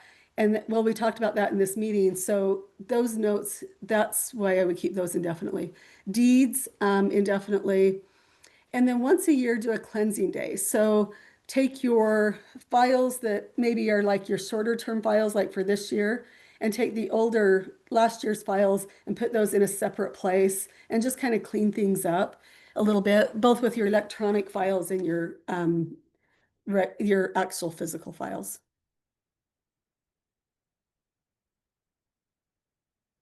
So as you're keeping your records, there's a concept called constructive receipt.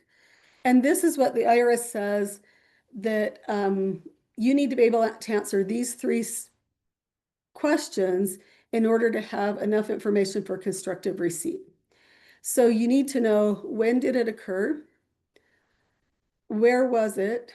And what was purchased or sold? So these 3 questions. So I have an example here below. On January 18th, there was a $1,200 charge from your local co-op.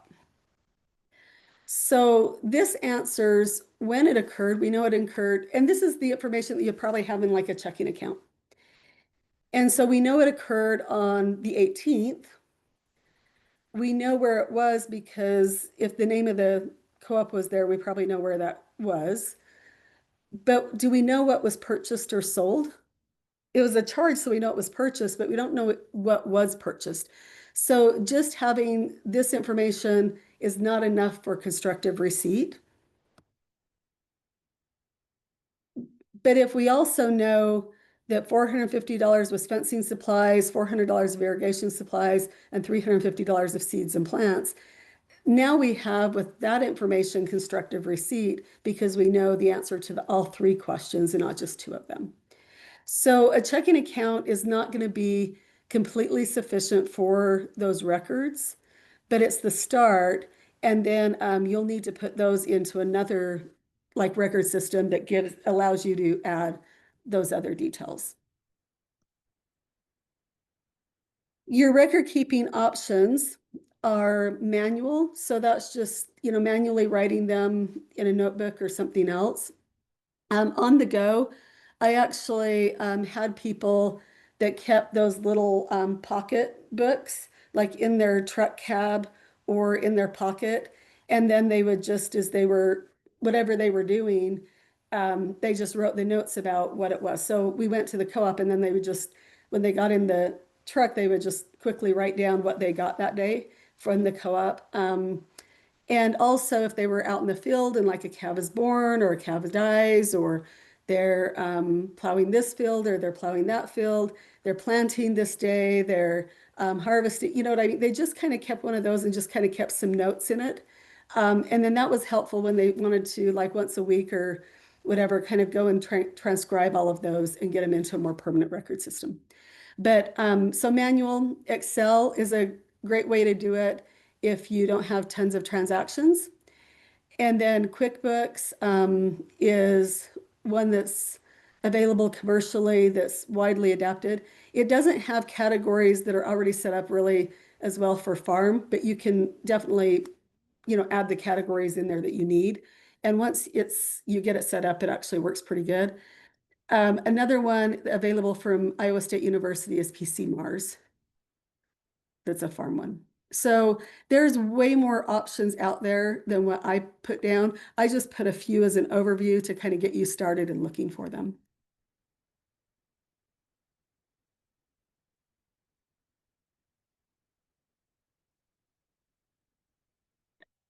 So the other question that gets asked is how, now that we have our records that we've kept, what do we need to take to a tax professional? So you need a summation of your current year's transactions based on those tax form lines. So that's why I brought up the Schedule F. So seeds and plants, rent, fertilizer, etc. Normal reports, these are going to be normal reports from your accounting software. And then capital asset sales and purchases. So the equipment, machinery, land, and buildings that you purchased or sold. And then 1099s are an information return. And you may or may not have received one in the past. It allows, the IRS uses them because it takes the information on those little form, and they're just about a half a page big. And the IRS takes the information on there, and then it can match that up with tax returns for actually specific lines and stuff on different forms and stuff. So USDA will send out 1099s to you if you have government program payments. And then the IRS is going to look that the amount on the 1099 shows up on your tax return. And then you might get them from other people too that you've done things with. And then you may also need to send some out to other people. And I'm not going to get in today on what are the requirements for when you need to send those out. And there was a change in the One Big Beautiful Bill Act that was passed earlier this year, summer. And before it was transactions over $600 and it raised the limit to 2,000. So you don't need a 1099 if it's under 2,000. And so working with your tax professional, or we've got some more information that you can go through that'll give you more of a in-depth guide to the 1099s.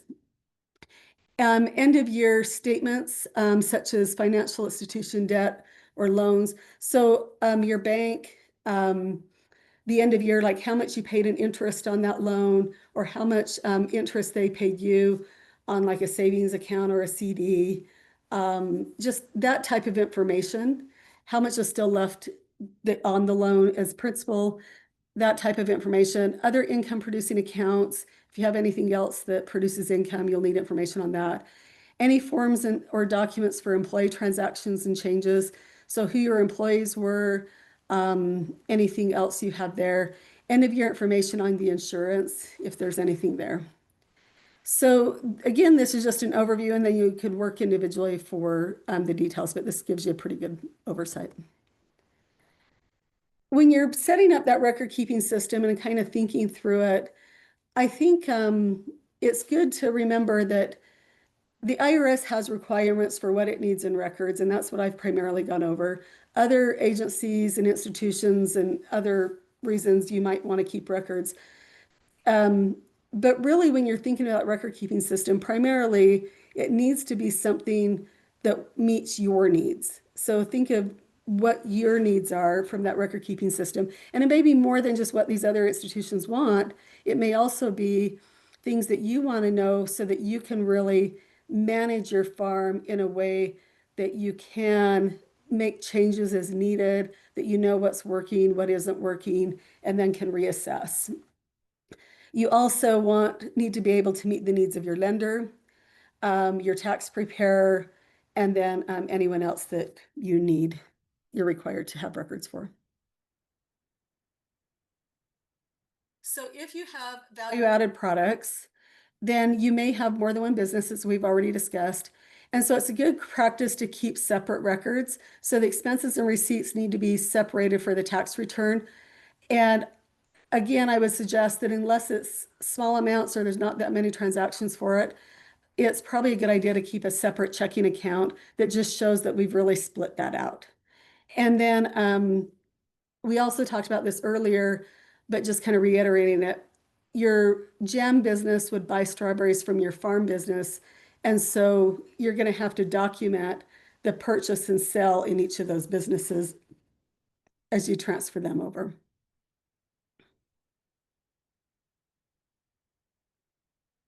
So now we're going to get into some tax management. And this is a basic part of business management practice. That's tax management. It's just a basic part of being a business management. It is not how to get out of paying taxes. There are things you can do to keep pushing it forward, especially with farm taxes, but that can come back and bite you unless you're lucky to hold off until death. So I don't know if you've ever been around a farmer who said, oh man, I can't afford to quit farming. These taxes are going to kill me. Is what they're saying is, I have deferred taxes and pushed them into the future over so many different years that there's too big of a tax liability hanging out there that I didn't pay as I went along. And so I can't afford to, I'm trying to hold out until death, basically. And or another thing that I've heard is that this was one of my worst years ever, but I had the most taxes due. And that's probably because this was the worst year ever. And so they'd already deferred the taxes from the previous year into this year, and they didn't have enough cash to buy a lot of expenses and other things going into the next year early in order to keep deferring it into the future. And so it just caught up with them, probably on a year where they're least have some of the least financial resources to deal with it. So tax management is really kind of knowing what you're doing and doing it in a thoughtful manner, because it does make sense to do some deferrals when it makes sense to do it, but really kind of know it and have full sight of what you're doing. So tax management is using the available Internal Revenue Code to get the most amount of income through the tax system at the smallest rate possible. So this requires pre-planning, sometimes years in advance. It also requires a good set of records. That's why I really went over the records, good accounting, bookkeeping, production records, financial analysis, and understanding that accounting, record keeping, and tax management, they're symbiotic. So they all kind of intermingle with each other. And so you need all of those together to really do it effectively.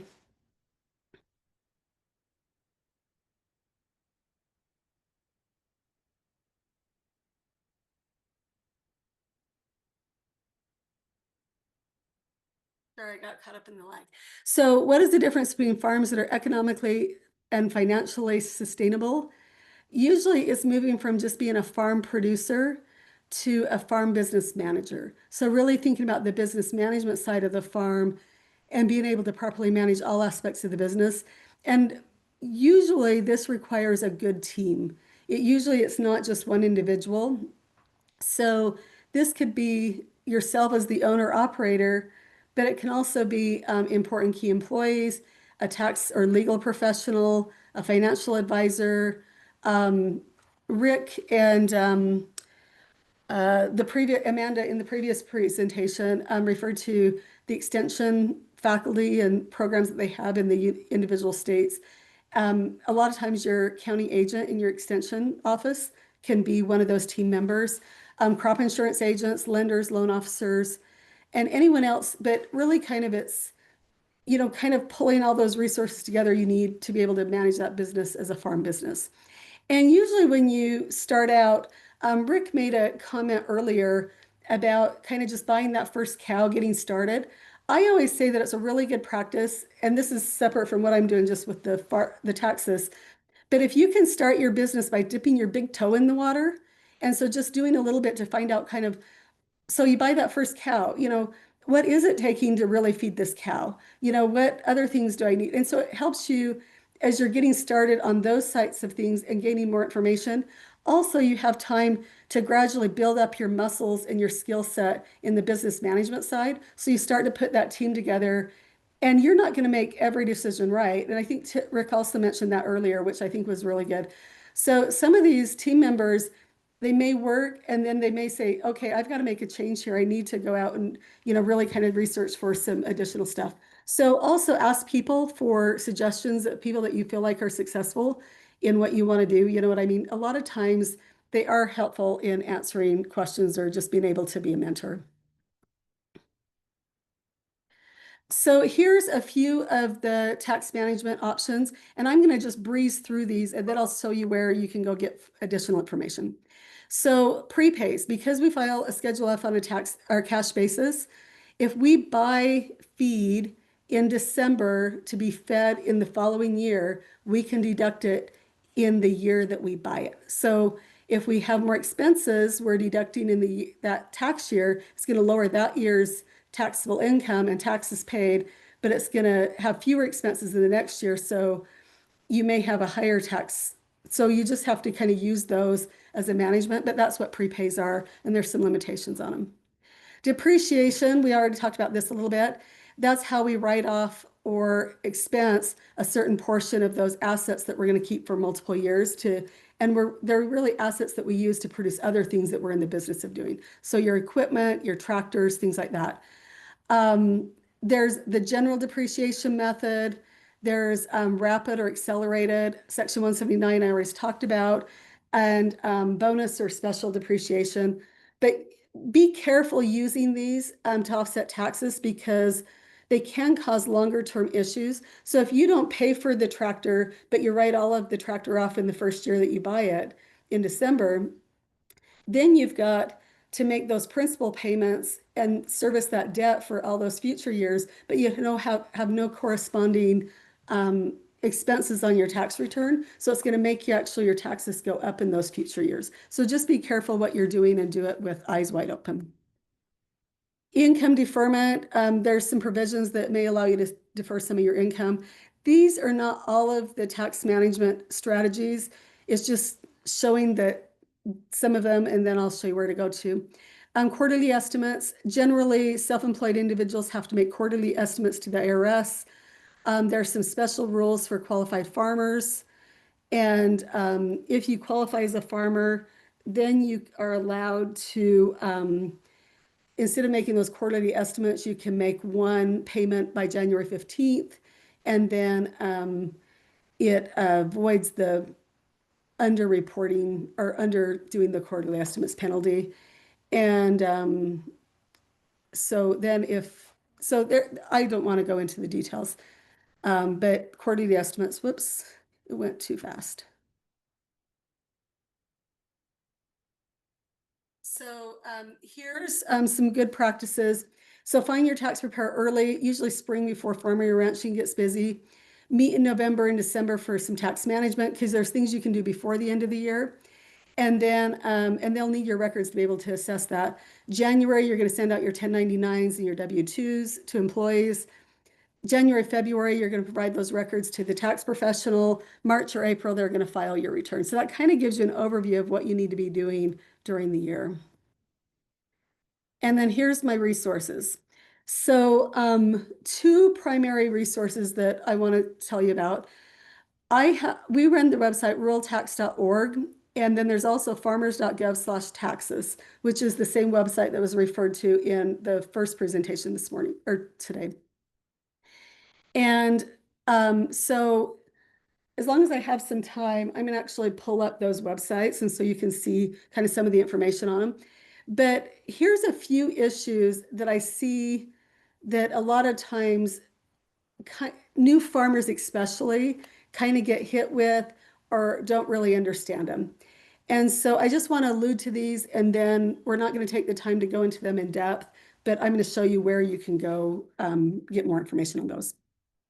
Because we've already kind of drank from a fire hose a little bit with trying to give a broad overview. And then here's where you can go to kind of digest it. Self-employment tax. If you work for somebody else, the employer pays half and they withhold half from your paycheck, and they send 15.3% into the federal government for your FICA and Medicare.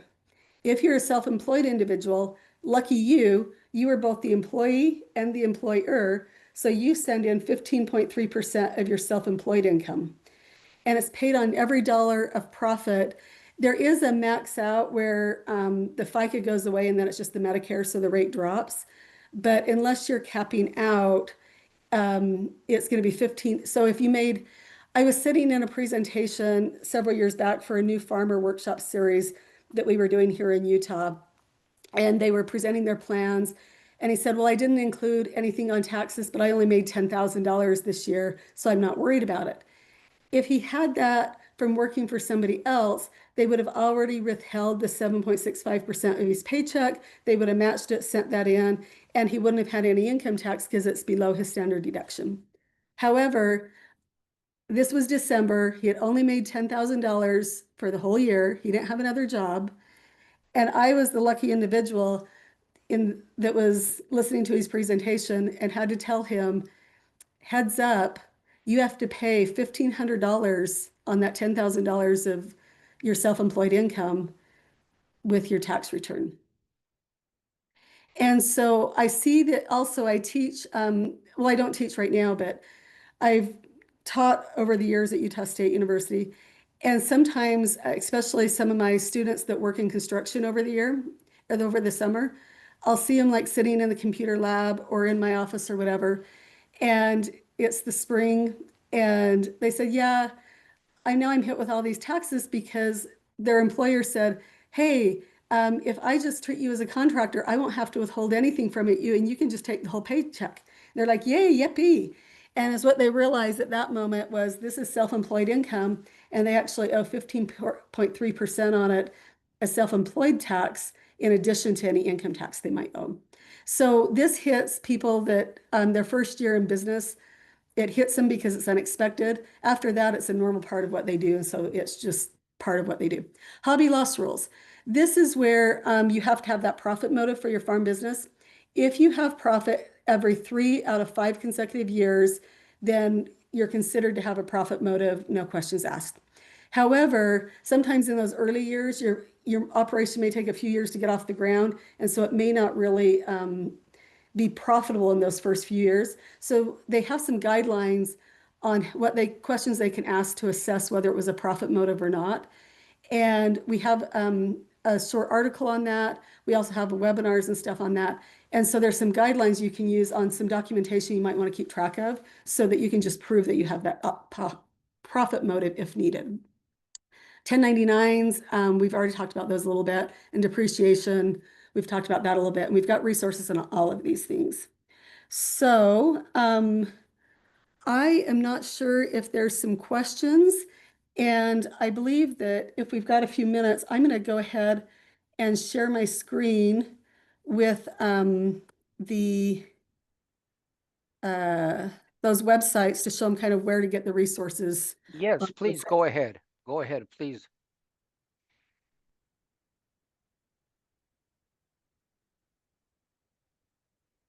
All right, so you should be seeing the farmers.gov website. And so if you go to farmers.gov/taxes, then this is what pulls up. And as you go down through here, it's got some good information. But if you click on training videos, then it's going to show the webinars that we usually do one about once a month. And so we've got all of these recordings, employment of family members, tax considerations for ag tourism. But if you click on view all videos, then they pull up and you're going to be able to find the definition of a farmer. We went over that. 1099s, we went over those things. Reporting purchase and sales of assets, working with a tax preparer, and so you can go on, but those are going to be a really great resource.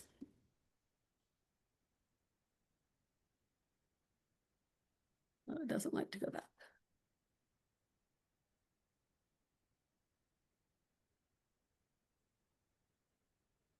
And so if you scroll down there, and then some other things like programs that create taxable payments, information, filing your taxes. So here's a few different ones: tax forms, tax estimator tool. And then if you go clear to the bottom, a couple of things. One is it's going to refer to the ruraltax.org, which is the other website that we run. And then it's also going to refer to, let's see, where is it? I thought we had the farmer's tax guide on here, maybe not. Okay, so anyway, so this is some really good stuff. And then I'm going to go over to Rural Tax. So this is the ruraltax.org website. And right now we're linking over to some articles that were done by the Iowa Ag Tax Department. And so these are some really good overviews of the One Big Beautiful Bill. And then we've got some tax topics down here. And so disaster tax information, we talked about the disaster stuff before. So if we click on this page, then it's going to bring up some different topics. So working with a tax professional, tax insurance proceeds and involuntary conversions, disaster losses and related tax rules. And then there are some provisions for weather-related sales of livestock. And then those webinars on farmers.gov, if we are also going to cross list to those, so you can find those here as well as the articles. And then if you keep scrolling down, it's going to also point you to a few other things where you can get, like the drought monitor was talked about, USDA disaster designation, IRS publications. So this is some really good information. And then the other one that I want to specifically click on is new farmer tax information. And this is manage your income taxes after the year end and before the year end. So we talked about that tax management, kind of went over an overview, but here's some articles that give you a little more depth. Farming and who's a farmer, that same one, or are you a farmer or not? Working with a tax professional, the 1099s. The hobby losses we talked about, proving you have a profit motive if you don't have that profit in those multiple years.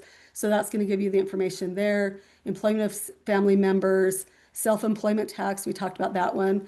So like, just to bring up one of these, so when you click on these articles, they're not going to be really long articles. So that's it. It's going to point you back to some IRS publications. If there's related topics, we might have some information there.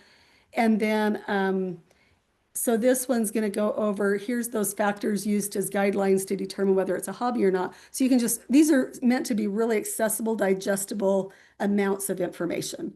So in a way that you can, just get what you want. And so this is going to be a really great one too, for you to look at. If that front page changes, under tax topics here, we have all the tax topics, but then these pages that have collections of topics, like the new farmer information, the disaster tax, tax management, tribal tax. So there, for on reservation and trust land, there's some really differences in the treatment of the taxation in certain circumstances. So that provides an overview of that. The webinars, so all this information. So I think that just kind of gives you a place to get started and a general overview. Oh, and then also at the bottom here of the new farmer website, again, all the webinars that we have. And then the farmer's tax guide, IRS farmer's tax guide. It looks like this one is linking to an old version, maybe. We haven't updated that. Yeah, so it's actually, the 2024 one is actually probably the last one that's out. And so it is linking to the appropriate one. We didn't refer to the right one. So yeah, so just that link. So everything's kind of right there in one spot. And so I just wanted to kind of know when you want more information, kind of how to get started on that. So I'm going to stop sharing. And are there questions that we need to answer? Yeah, Ruby, I tell you, great presentation. Guys, it's designed to give you an overview. One of the questions that came up here late was specifically, hey, is there a guide or something we can look into for farmers? And she just gave it to you. Thank you. You just answered that question for them. Remember one thing, though. Guys, remember that she is giving you guidance on it. For specifics, you need to get with an agricultural tax preparer. These people know the ins and out. Obviously, you want to be able to maximize your savings, your deductions. You want to be able to pay the least amount of taxes, but you got to do it legally. You got to do it the right way. These professionals, the tax preparers, are going to know how to do that. Don't rely on us and come back and say, well, Rick said this. No, that's not going to fly, guys. We're going to give you information. We're going to get your thought process going, and that way when you go to your tax professional, your tax preparer, you can ask the right questions. So Michael, do we have any questions for Ruby? No, the last one you just answered, so we are good to go. Thank you so much, Michael. Yeah, I was thinking the same thing about that, Ruby. I can't thank you enough. You just gave the perfect presentation to get folks interested and looking at what they need to do. So thank you, thank you, thank you again. I And really, like I said, I really appreciated being included, and I wish everybody well in their future farming endeavors. thank you so much. We appreciate you. Take care. Okay, guys, just one quick note. We will have a recap for the presenters and stuff after Amanda sent out an invitation. I do want to mention a couple of things, guys, in preparation for tomorrow. Veterans, we're like just a wild herd of cats. You know, we're kind of hard to round up and put in that corral because we're free thinkers and stuff. But this is not the forum for a personal agenda, whether you're pro fossil fuels, whether you're pro sun panels or anything like that. This is not the forum for that. We're putting this on specifically for Farmers First to get the information that the USDA can offer and provide. And we're going to stay on script. We're going to stay on schedule, and so let's all work together, because what we don't want to do is we don't want to take away time, key time, from people that are just starting out, just getting involved and whatnot, and get into a discussion. This is not the forum for that discussion. So I appreciate you guys so much. Tomorrow we got a great day coming. Tomorrow we're going to be talking about the county committee elections that was touched on briefly. We got a great presenter. She's the one that oversees it basically for the USDA, for the Farm Service Agency. So we're going to have a great discussion. And this is important to you all, because this is going to be a way that you can get involved and make a difference. And then we're going to go into NRCS. There were some questions in there about NRCS and EQIP and whatnot. This is going to be a great opportunity for you to learn about their boards and commissions and how you can get involved in those, because I'll tell you, every year that NRCS has one of those annual meetings in my county, they get a packed house, because the farmers are always competing for the same dollars with the ranchers, and they always want to make sure that they get their fair shake on it. So we're going to be able to talk a lot about that, and then we're going to close it out.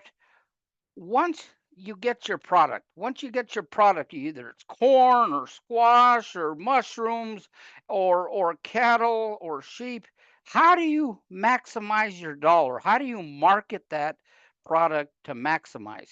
We got a great presenter coming up for that. And as always, Rick will probably share some of his viewpoint, whether that presenter wants it or not. But she's got a lot of experience working with me, and we have a great team. Guys, we appreciate you. We appreciate you getting on. Tomorrow's going to be a big day. Tomorrow's going to be a big day again. Try to digest. We fed you guys a lot of information. You're going to go home with your brains full. Don't panic. Get on these websites. Take your time. Look through them.